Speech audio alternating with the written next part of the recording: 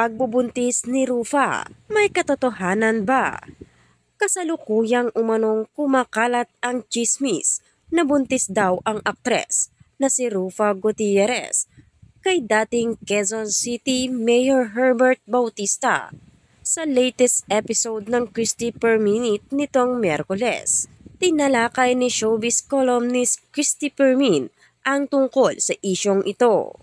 Ayon sa kanya, hini-headline umano ng mga vlogger ang pagbubuntis ni Rufa, samantalang wala pa naman daw formal na pag-amin ang aktres. Ang nakakaloka pa raw rito, sabi naman ng co-host niyang si Romel Chica. Lumilitaw din ang chikang ikinasal at na-miscarriage daw si Rufa.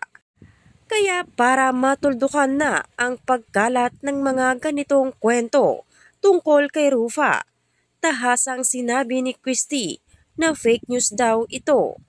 Wala pong katotohanan. Hintayin po natin silang magsabi ng formal sa atin. From the horse's mouth. Ika nga natin kung sila ba talaga ay magkarelasyon na, saad ni Christy.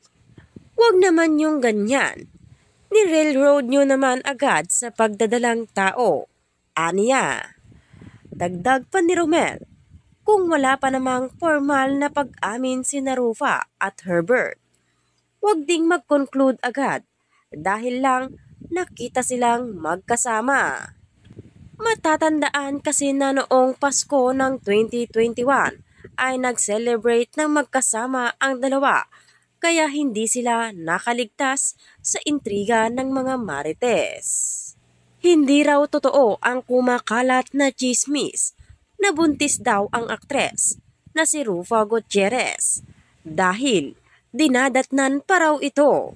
Sa Facebook post ni Daryl Yap, in-upload niya sa screenshot ng conversation nila ni Rufa nang isend niya ang article ng balita kaugnay sa chismis. Well, I still have my period every month. Haha. Pero I don't think I'm pregnant. Kaloka naman yan. Say ni Rufa. Say naman ni Daryl sa comment section. Basta, isa sa pinakamabait si Rufa. Deserve niya ang lahat ng kaligayahan sa mundo. Speaking of comment section, tila likas na sa netizens ang pagiging tutok sa bawat detalye. May nag-comment kasi kung nag-aanuhan ba sina Rufa at Herbert. So, nag-aano sila? Since dinadatnan pa siya, hindi lang nakakaragahan? But she didn't deny hitting the sack with him. Hindi siya pregnant pero parang may na-confirm na something. Haha, Rufa. Ayon sa kanya, hini-headline umano ng mga vlogger ang pagbubuntis ni Rufa, samantalang wala naman daw formal na pag-amin ang aktres.